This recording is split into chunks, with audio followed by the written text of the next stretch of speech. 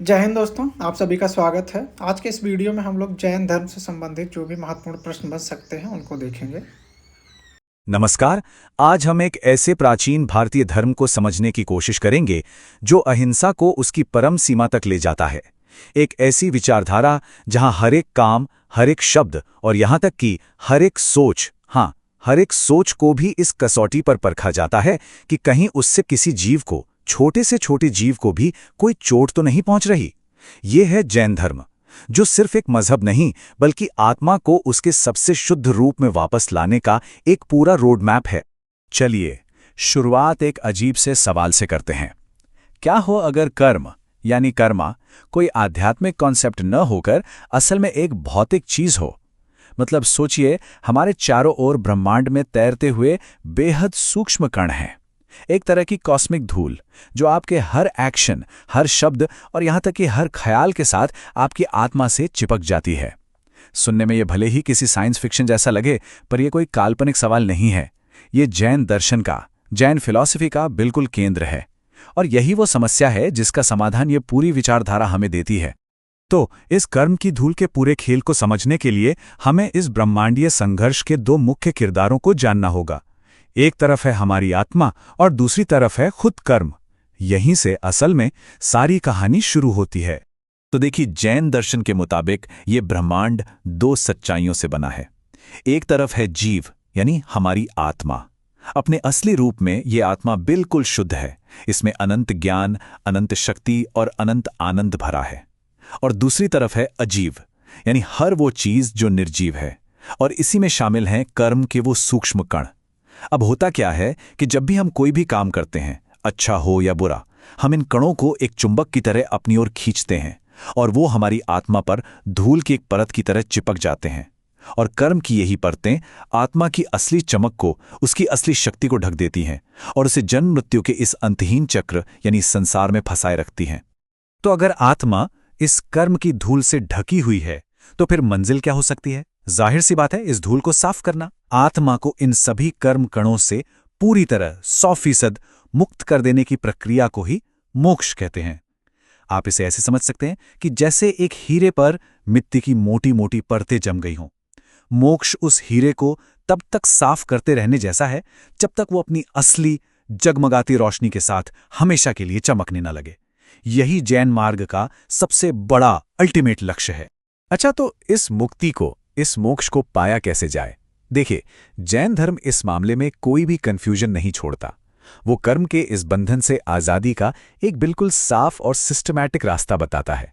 एक ऐसा रास्ता जिसे रत्नत्रय या 3 रत्न कहा जाता है।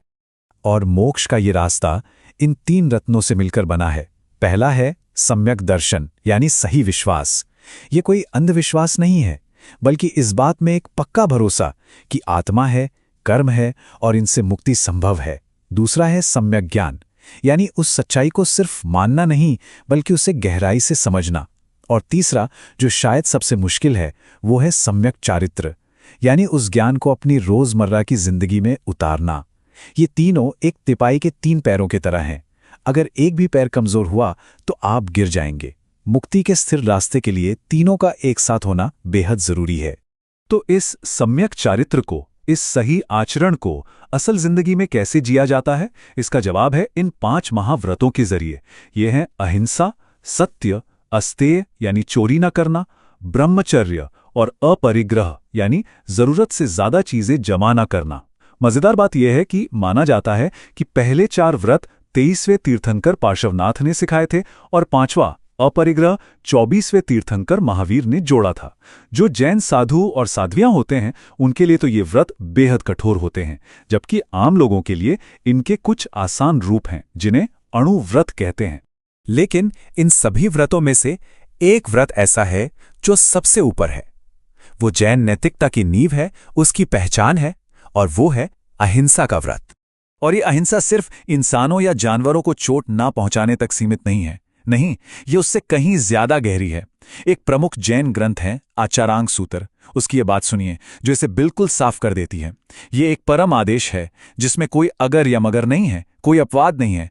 सभी श्वास लेने वाले, अस्तित्वमान, जीवित, संवेदनशील प्राणियों को न तो मारा जाना चाहिए, न उनके साथ हिंसा का व्यवहार किया जाना चाहिए, न उन्हें अपमानित किया जाना चाहिए, न प्रताड़ित किया जाना चाहिए, और न ही उन्हें भगाया जाना चाहिए।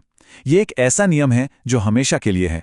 पता है, जैन अहिंसा को जो चीज़ इतनी रैडिकल बनाती है वो है इसका दायरा। ये सिर्फ फिजिकल वायलेंस से बचने के बारे में नहीं है। जैन धर्म सिखाता है कि आप अपने शब्दों से भी किसी को चोट नहीं पहुंचा सकते।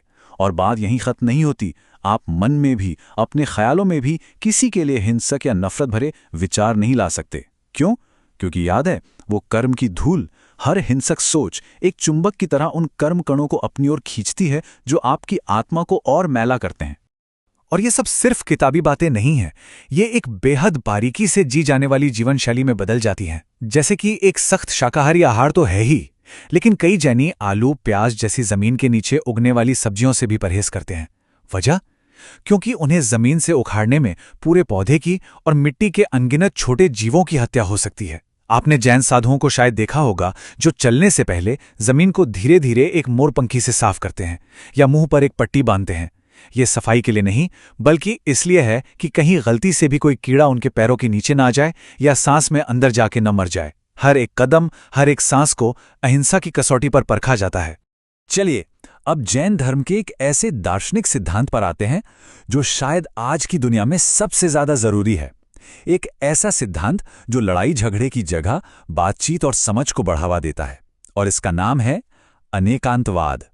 अनेकांतवाद का मतलब है अनेक अंतवाद, यानी एक ऐसा नजरिया जिसके कई अंत या कई पहलू हों। इसका मूल विचार यह है कि सच्चाई और वास्तविकता इतनी जटिल है, इतनी कॉम्प्लेक्स है कि किसी भी एक इंसान का नजरिया उसे पूरी तरह से नहीं देख सकता। इसे अक्सर कुछ अंधे लोगों और एक हाथी की कहानी से समझाया जाता है। जिसने हाथी की सूंड पकड़ी उसे लगा ये सांप है, जिसने पैर पकड़ा उसे लगा ये पेड़ का तना है, जिसने पूंछ पकड़ी उसे लगा ये रस्सी है। मजे की बात यह है कि वे सभी अपनी अपनी जगह कुछ हद तक सही हैं, लेकिन पूरा सच किसी के पास नहीं है। अनेकांतवाद हमें यही विनम्रता सिखाता है कि हमारा सच ही पूरा सच नहीं है, ये कई सच्चाइयों में से सिर्फ एक है। लेकिन ये सारी शिक्षाएं, ये सारी फिलॉसफी आई कहां से और वक्त के साथ ये कैसे विकसित हुई? चलिए जैन धर्म के इतिहास में एक छोटा सा सफर करते हैं, इसके मुख्य किरदारों और उस बड़े बंटवारे को जानने के लिए जिसने इस समुदाय को दो हिस्सों में बांट दिया। देखिए, जैनियों का मानना है कि उनका धर्म शाश्वत है, मतलब हमेशा से है, और हर कॉस्मिक साइकिल में 24 तीर्थंकर इसे रास्ता दिखाते हैं। ये तीर्थंकर कोई भगवान नहीं, बल्कि वो आत्मज्ञानी इंसान है जिन्होंने खुद जन्म मृत्यु के चक्र को जीत लिया और अब दूसरों को रास्ता दिखा रहे हैं। वैसे तो परंपरा पहले तीर्थंकर ऋषभनाथ से शुरू होती है, लेकिन इतिहासकार 23वें तीर्थंकर पार्श्वनाथ को एक ऐतिहासिक व्यक्ति मानते हैं जो लगभग 8वीं या 7वीं शताब्दी ईसा पूर्व में हुए थे। और फिर आए 24वें और अंतिम तीर्थंकर महावीर, लगभग 6ठी शताब्दी ईसा पूर्व में। और ये बात समझना बहुत जरूरी है कि महावीर ने किसी नए धर्म की स्थापना नहीं की, बल्कि वो एक सुधारक थे जिन्होंने अपने समय के हिसाब से पहले से चले आ रहे जैन मार्ग को फिर से जिंदा किया और उसे व्यवस्थित किया। और कई दूसरी प्राचीन परंपराओं की तरह जैन धर्म में भी एक बड़ा बंटवारा हुआ। कहानी यह है कि लगभग 4ठी शताब्दी ईसा पूर्व में मगध में एक भयानक अकाल पड़ा। इसके बाद कुछ मतभेद पैदा हुए जो आखिरकार दो मुख्य संप्रदायों में बदल गए। दिगंबर, जिसका मतलब है आकाश ही जिनके वस्त्र हैं, और श्वेतंबर, यानी जो श्वेत वस्त्र पहनते हैं। इनके बीच के फर्क काफी गहरे हैं। दिगंबर साधु अपरिग्रह के अपने व्रत को उसकी चरम सीमा तक ले जाते हैं और कपड़ों समेत हर चीज का त्याग कर देते हैं। वहीं श्वेतंबर साधु साध्वियां सरल सफेद वस्त्र पहनते हैं। और एक बड़ा धार्मिक अंतर यह भी है कि दिगंबर मानते हैं कि महिलाएं मोक्ष पाने के लिए पहले पुरुष के रूप में जन्म लेती हैं, जबकि श्वेतंबर मानते हैं कि महिलाएं भी सीधे मोक्ष पा सकती हैं। तो ये तो हुई इतिहास की बात। आज की दुनिया में जैन समुदाय कैसा दिखता है? चलिए अब अपना ध्यान आज के जैन समुदाय और उसकी अनोखी सामाजिक आर्थिक प्रोफाइल पर लाते हैं। पूरी दुनिया में देखा जाए तो ये एक काफी छोटा समुदाय है। इनकी कुल आबादी लगभग 50 लाख मानी जाती है और इनमें से ज्यादातर जैनी भारत में रहते हैं, जहां अपनी कम संख्या के बावजूद वो देश के सबसे प्रभावशाली और सम्मानित अल्पसंख्यक समुदायों में से एक हैं। और यहीं पर उनका प्रभाव असाधारण हो जाता है। आपको जानकर हैरानी होगी कि भारत में जैनियों की साक्षरता दर यानी लिटरेसी रेट लगभग 87% है, जो देश के किसी भी धार्मिक समुदाय में सबसे ज्यादा है। इतना ही नहीं, वो देश के सबसे अमीर समुदायों में से भी एक गिने जाते हैं। तो सवाल उठता है कि ऐसा क्यों है? ये कोई इत्तेफाक नहीं है। इसका जवाब सीधे सीधे उनकी मूल फिलॉसफी में छुपा है। सोचिए, अहिंसा का सिद्धांत खेती किसानी जैसे काम को लगभग नामुमकिन बना देता है, क्योंकि उसमें हल चलाने से लेकर कीटनाशक तक हर चीज में हिंसा शामिल है। इस वजह से जैन समुदाय ऐतिहासिक लोक से व्यापार, बैंकिंग और वाणिज्य जैसे पेशों की ओर मुड़ा, जहां वो अपने सिद्धांतों पर कायम रह सकते थे।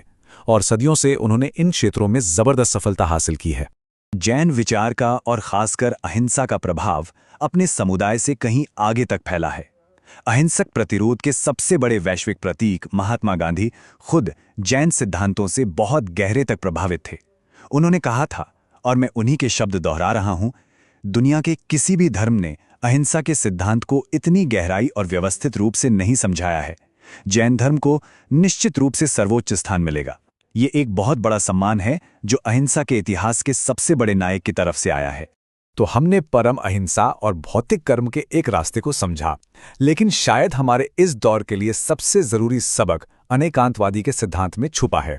और इसी सोच के साथ हम आपको छोड़ जाते हैं, एक ऐसी दुनिया में जो अक्सर काले और सफेद में बटी दिखती है, जहां हर कोई अपने सच को ही पूरा सच मानता है और इसी वजह से टकराव होता है।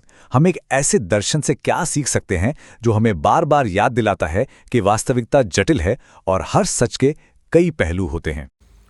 अगर वीडियो पसंद आया हो तो वीडियो को लाइक कर लें और चैनल को सब्सक्राइब अवश्य कर लें। धन्यवाद।